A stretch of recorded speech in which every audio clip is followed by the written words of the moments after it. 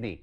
Well, every 4 years, the Olympics offers a marketing bonanza for sportswear companies. You have Nike, Adidas, Under Armour. They've made huge investments. But should they be worried about this man?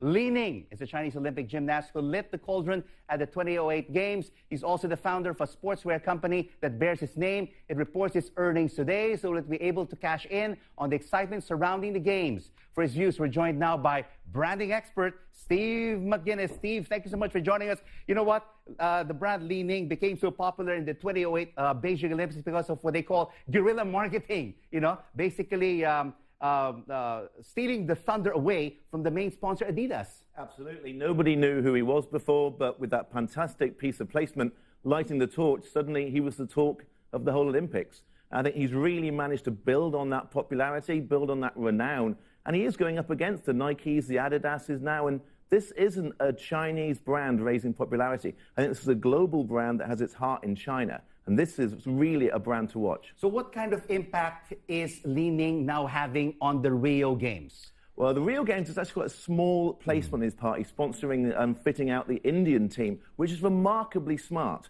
If you look at where he's put his attention, he's put his money and his ranges into the acrobatics, into badminton, into baseball, into basketball. These are the sports that are huge in Asia-Pacific, China, India. If he plays this market and by sponsoring the Indian team, he sponsors basketball teams, he's really cementing his relationship with this huge emerging market.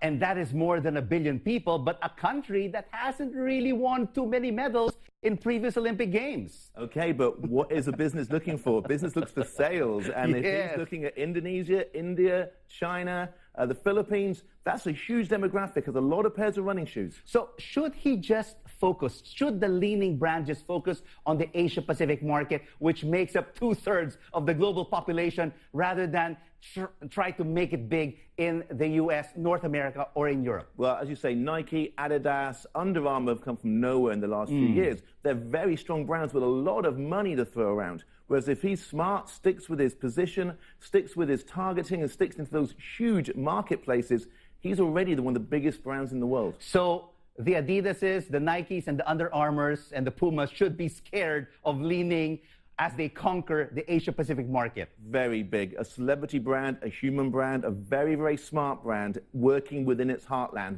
very, very successfully. All right. Branding expert Steve McGinnes, thank you so much for your insights Thank you, Rico.